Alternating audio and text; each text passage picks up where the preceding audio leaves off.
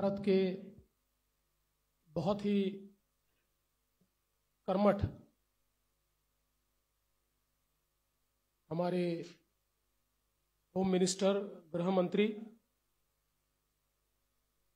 आदरणीय अमित भाई शाह,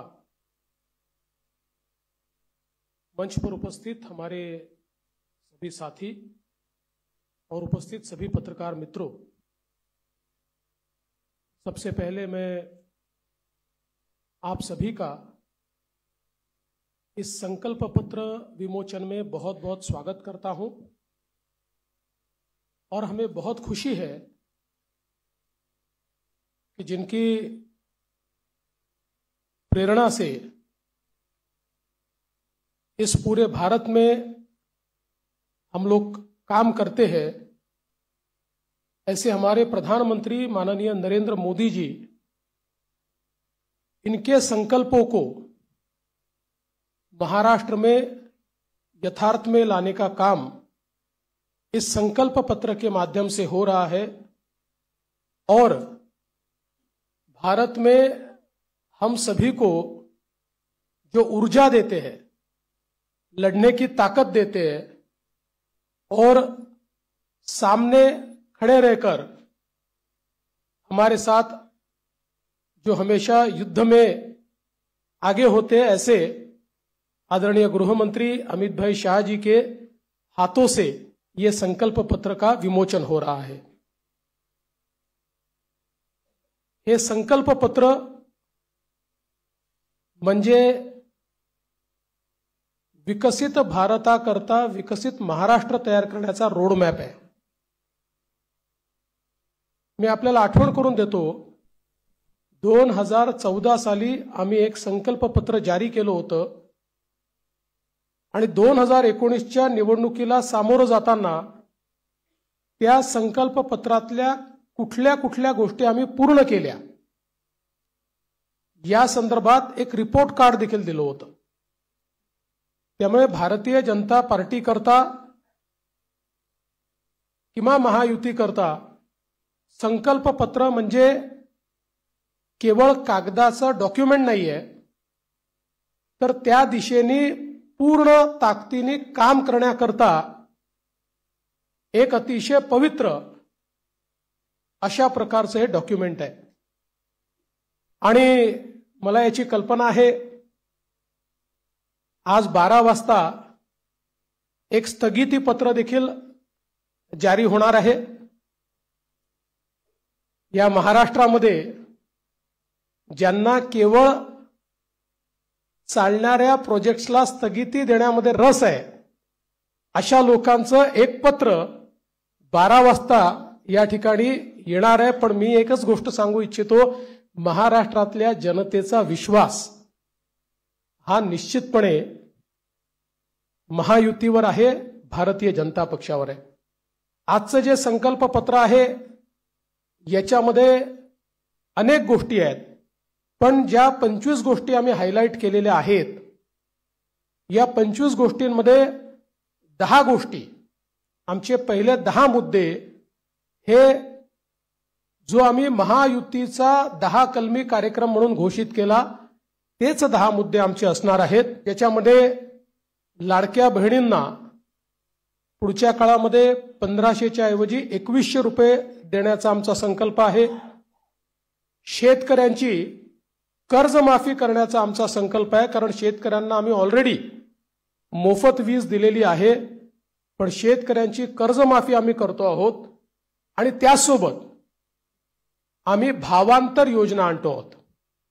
म्हणजे हमी भावापेक्षा जर कमी भावामध्ये मार्केटची खरेदी सुरू झाली तर हमी भावाने खरेदी तर करूच, पण ज्या ठिकाणी हमी भावाने खरेदी होणार नाही त्या ठिकाणी भावांतर योजना राबवून जो काही मधला डिफरन्स आहे तो थेट शेतकऱ्याच्या खात्यामध्ये टाकण्याचा निर्णय आम्ही घेतलेला आहे। आणि हे आम्ही मागच्या वर्षी देखील करून दाखवलं।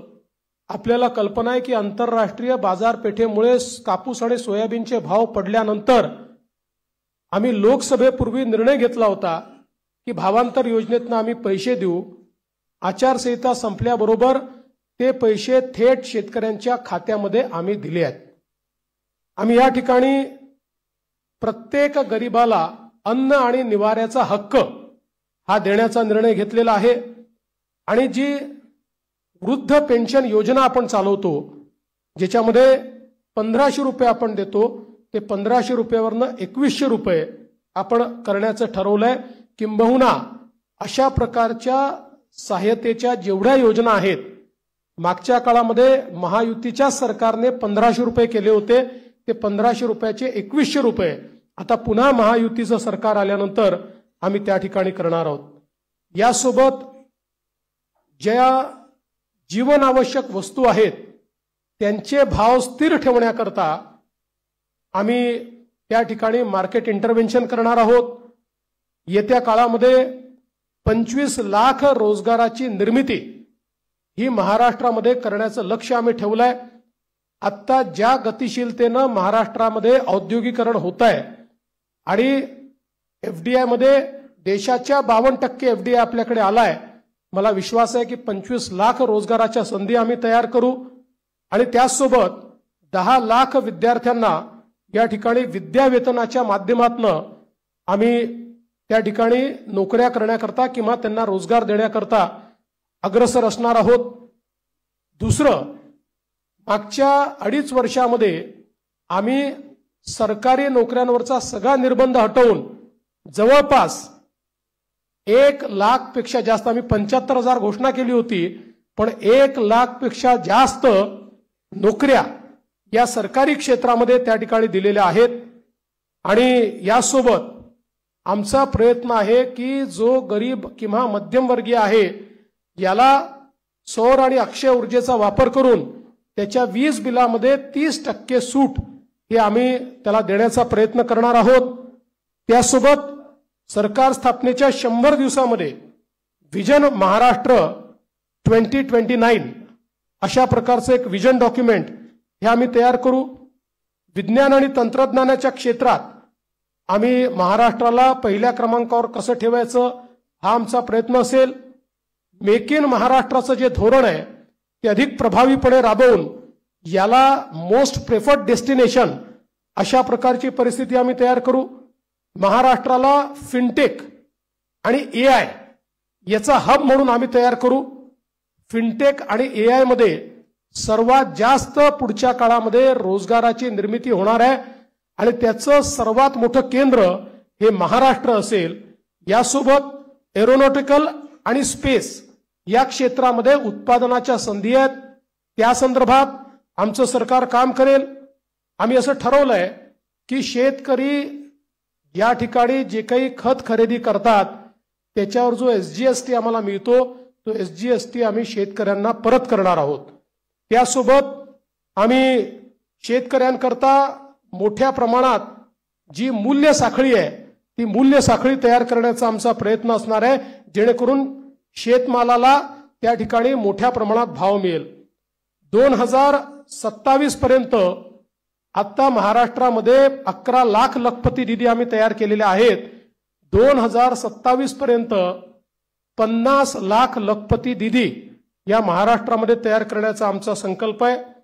अक्षय अन्न योजना ही गरिबांकरता सुरू करण्याचा आमचा संकल्प आहे आणि या ठिकाणी महारथी म्हणजे Maharashtra advance robotic and AI training hub initiative या नावानं मोठ्या प्रमाणात लॅब्स आम्ही तयार करणार आहोत ज्यातनं या क्षेत्रातली ट्रेन मॅनपॉवर ही आपल्या कॉलेजेसमध्ये आणि शाळेमध्ये सुरू होईल आणि पुढच्या काळात ती पूर्णपणे तयार असेल। महाराष्ट्रामध्ये कौशल्य जनगणना आम्ही करणार आहोत, स्किल सेन्सस, आणि त्या स्किल सेन्ससच्या आधारावर वेगवेगळ्या सेक्टरमध्ये कुठे इंटरव्हेन्शन करण्याची गरज आहे आणि कशा प्रकारे त्या स्किलचा वापर करण्याची गरज आहे याचा प्रयत्न आम्ही करणार आहोत। यासोबत छत्रपती शिवाजी महाराज आकांक्षा केंद्र हे आम्ही तयार करणार आहोत ज्याच्यामध्ये कोवर्किंग स्पेसेस असतील, इन्क्युबेशनच्या सुविधा असतील, ज्यातनं स्टार्टअप्समध्ये मोठ्या प्रमाणात विद्यार्थी असो किंवा स्टार्टअप करणारे जे नवतरुण असतील या सगळ्यांना एकत्रितपणे शेअर्ड पद्धतीनं सगळ्या प्रकारच्या प्लग अँड प्लेच्या सुविधा आम्ही देऊ, त्यांना इन्व्हेस्टमेंट न करता आपला व्यवसाय हा त्या ठिकाणी सुरू करता येईल। उद्योजकांना देखील नवीन उद्योजक तयार करण्याकरता 15 लाखापर्यंत बिनव्याजी कर्ज हे देण्याचा आमचा प्रयत्न आहे। आमचे जे विविध महामंडळ आम्ही तयार केलेले आहेत विविध घटकांकरता, त्यांना हे बिनव्याजी कर्ज 15 लाखापर्यंत देण्याचा आमचा निर्णय। यासोबत ओबीसी असतील, ईबीसी असतील, ईडब्ल्यू असतील, एनटी असतील, व्हीजेएनटी असतील आणि अर्थातच एससी आणि एसटी असतील, या सगळ्यांना शिक्षण शुल्क आणि परीक्षा शुल्काची प्रतिपूर्ती करायची हा निर्णय देखील या ठिकाणी आम्ही घेतलेला आहे। युवांमध्ये मोठ्या प्रमाणात फिटनेस असला पाहिजे, या दृष्टीनं स्वामी विवेकानंद युवा आरोग्य आणि फिटनेस कार्ड हे आम्ही तयार करणार आहोत आणि युवांच्या फिटनेस करता एक मोठी मोहीम हातामध्ये घेऊन क्रीडा क्षेत्रामध्ये आणि फिटनेसच्या क्षेत्रामध्ये मोठ्या प्रमाणात संधी उपलब्ध करून देण्याचा आमचा प्रयत्न आहे। गडकिल्ल्यांच्या विकासाकरता प्राधिकरण हे तयार करण्याचा आमचा मानस आहे। मागच्या काळात काही गडकिल्ल्यांकरता आपण केला, पण सर्व गडकिल्ल्यांचं संवर्धन करणारं एक प्राधिकरण हे या ठिकाणी आम्ही तयार करणार आहोत आणि ज्येष्ठ नागरिकांना प्राधान्य देण्याच्या दृष्टीनं एक ज्येष्ठ नागरिकांसाठी विविध सेवा देणारं धोरण, आज आपल्याकडे आपण अनेक सेवा देतो, पण त्या सगळ्या ज्या सेवा आहेत या सेवांचे एक एकत्रित धोरण हे तयार करण्याचा आमचा प्रयत्न आहे। एकूणच जर आपण विचार केला तर प्रधानमंत्री महोदयांनी आपल्याला जो काही संदेश या ठिकाणी दिलाय की गरीब, शेतकरी, महिला आणि युवा हे जे 4 घटक आहेत जे विकसित भारत तयार करणार आहेत, या 4 घटकांना समोर ठेवून आणि त्यांच्यासोबत सिनियर सिटीजन्सला सोबत ठेवून सर्व जाती धर्माचे लोक हे या ठिकाणी आमच्या योजनांमुळे लाभान्वित होतील अशा प्रकारचं एक संकल्पपत्र तयार केलंय।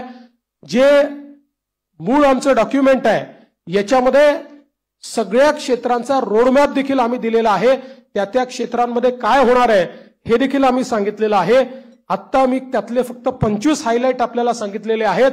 आपण जर आमचं पूर्ण डॉक्युमेंट वाचलं तर याच्यामध्ये कुठलंही क्षेत्र सुटलेलं नाही, सगळ्या क्षेत्रामध्ये विकसित भारताचा रोडमॅप हा आम्ही मांडलेला आहे, विकसित महाराष्ट्राचा रोडमॅप मांडलेला आहे आणि आमचा प्रयत्न आहे, जसं आता सुधीर भाऊंनी सांगितलं की या ठिकाणी आम्ही अर्ध्या ट्रिलियनचा मार्क महाराष्ट्राने पार केलाय आणि महाराष्ट्र देशातली पहिली $1 ट्रिलियन इकॉनॉमी करण्याकरता आम्ही सगळे संकल्पित आहोत। या दृष्टीनं ह्या संकल्पपत्र आम्ही तयार केलाय। हे संकल्पपत्र तयार करण्याकरता सन्माननीय सुधीरभाऊ मुनगंटीवार आणि विनयजी सहस्त्रबुद्धे यांच्यासोबत ज्या टीमने काम केलं त्या टीमचं मी मनापासून आभार मानतो। खूप जवळपास महिने, 1.5 महिने, 2 महिने एक मोठी प्रक्रिया राबवून त्यांनी या ठिकाणी हे संकल्पपत्र केलेलं आहे आणि 2029च्या निवडणुकीला जेव्हा सामोरे जाऊ त्यावेळी या संकल्पपत्रासोबत एक रिपोर्ट आम्ही देऊ की या संकल्पपत्रात काय सांगितलं होतं आणि आम्ही काय काय पूर्ण केलं, अशा प्रकारचा रिपोर्ट देखील आम्ही आपल्या समोर ठेवू। खूप खूप धन्यवाद।